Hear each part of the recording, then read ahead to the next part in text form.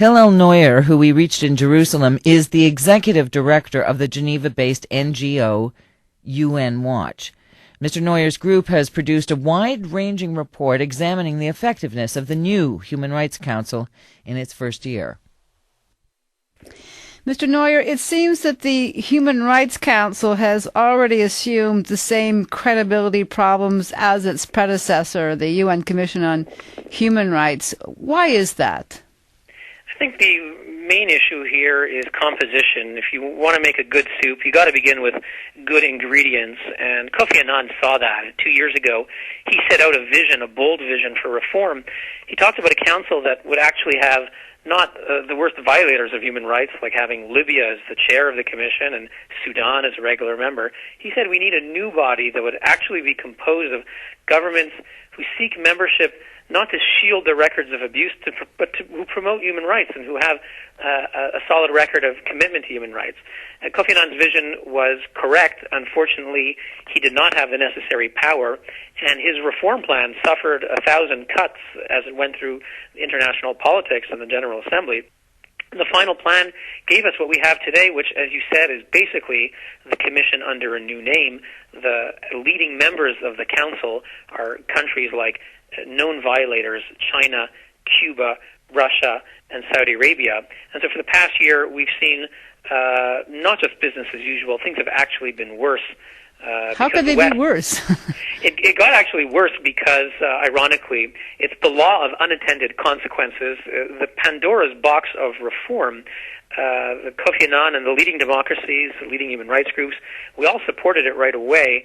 What happened was, ironically, the West under the previous commission, the democratic countries, had enjoyed a disproportionate advantage for historical reasons. That was eliminated. So today, the third world governments now have the majority. So it's 26 out of 47 seats go automatically to the Asian and African group, which this year have been dominated entirely by the Islamic organization. So most of the resolutions that have been initiated this year have either been condemnations of Israel. In fact, 100% of the condemnations have been against Israel.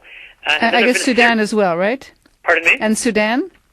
Sudan was not condemned. Sudan was the only other country that was addressed, but the Council did not have a majority to name and shame Sudan. They would address it. There have been 2 or 3 resolutions, and in fact, in one of the resolutions of December 2006, Sudan was praised for, quote, cooperation. So we had a situation where Canada and Europe put forth a resolution that was somewhat robust, and it failed. I understand they also completely ended the scrutiny of both Iran and Uzbekistan this spring.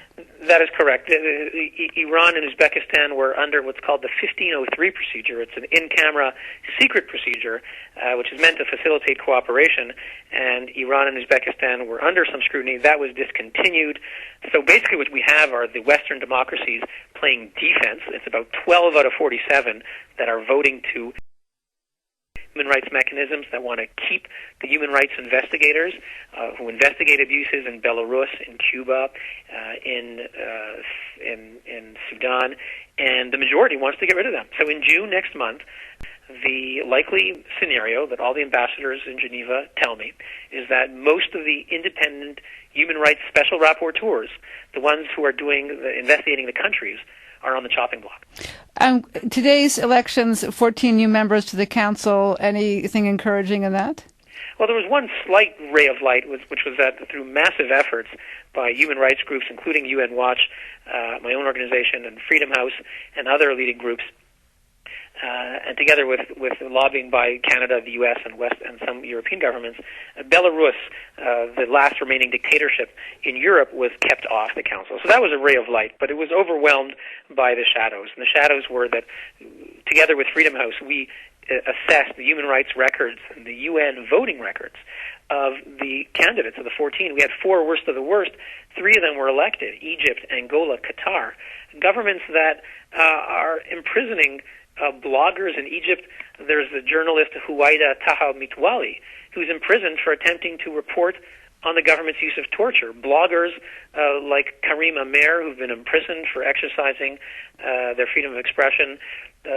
That's the standard fare in Egypt, and so human rights groups echoed our call in Egypt very courageously. I have to salute them. It's easy for me. I'm from Montreal. I live in Geneva, Switzerland.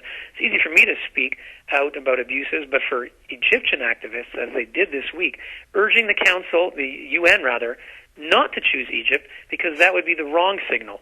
And today, they're getting a signal of discouragement. Egypt, Qatar, Angola, all governments that exercise censorship, they have been elected to the Council in overwhelming numbers. It's a sad day. And now we know that Louise Arbour, who is the UN Commissioner for Human Rights, these countries, especially Egypt, she's censored. She's pointed out as being a major human rights violator. Does she have no influence over how this Council is composed? She could. I think her position is somewhat comparable to that of the Secretary General, Kofi Annan, as he was, and today Ban Ki-moon, at the General Assembly or the Security Council. Neither of them decides. The decision makers are the states. The UN is an intergovernmental body.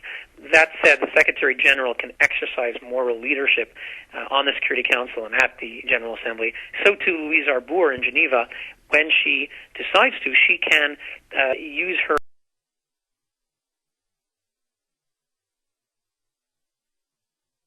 I hope in the next month we're facing something very drastic, which is in June it's going to be the end of a year of reform discussions, all wrapped up in June. And as I said, on the chopping block are the investigators of country abuses. And I think it's an occasion for Louise Arbour to take the podium and say this is wrong. And I know that she doesn't make the decision and she has to use her political capital wisely. But now's the time. It's a month away, and the Council is about to make final arrangements that will really erode its ability to be credible and effective. It's, number one, going to eliminate many of the country rapporteurs. It's going to continue the selectivity that Kofi Annan talked about. Kofi Annan said you can't have a body that spends all its time condemning Israel, which needs to be addressed, but condemning only one country and ignoring the rest. Well, we've seen on April 27th the proposal by the Islamic group and supported by the African and Asian group automatically, which is to have an item on the agenda permanently indicting Israel built in the very agenda of the Council. I think now's the time for Louise Arbour and others. There's only a month left, and whatever political capital they have, it's got to be used now. Now, also, on the other side of it, how much protection does membership on the Council give to a country who is violating human rights? Is it, if you are an abuser of those rights, is it less likely that you will be investigated if you are on the Council?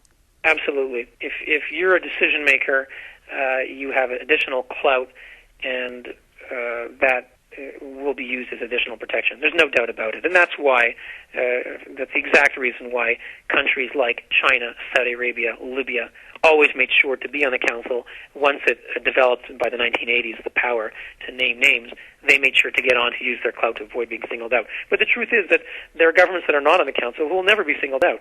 Saudi Arabia is on the Council, but even when they weren't, because membership rotates, they would never be singled out because the UN works in these large pools, these blocks, almost like gangs. And if you're a member of the right bloc, Sudan is not a member of the Council, but it's in the right blocks. It's in the African bloc, which almost routinely, and some exceptions, refuses to scrutinize any of their own. The Islamic bloc has that rule strictly, and the Arab League as well. Sudan's a member of all three, not a member of the Council, but belonging to these very powerful blocs ensures that Sudan is never going to undergo any kind of condemnation. Although it's been addressed in resolutions, there's no condemnation that results. As I've said before, it has actually resulted in praise for its, quote, cooperation. Now, just if there is no way to reform this, and now this is a year of ostensibly trying, would you not advocate that if it can't be reformed, if this is how it is, that it's better to scrub it completely? Well, it's a question that many people are asking, and I don't think we're there yet. It seems that this Council is going to be with us, whether we like it or not. And so our approach generally is to try to make the best of it. And the question of for how much longer should Canadian taxpayers pay for and give legitimacy to a losing proposition that celebrates abusers, I think people are going to be asking that question. It's inevitable. Mr. Neuer, thank you very much for speaking with us. My pleasure as always.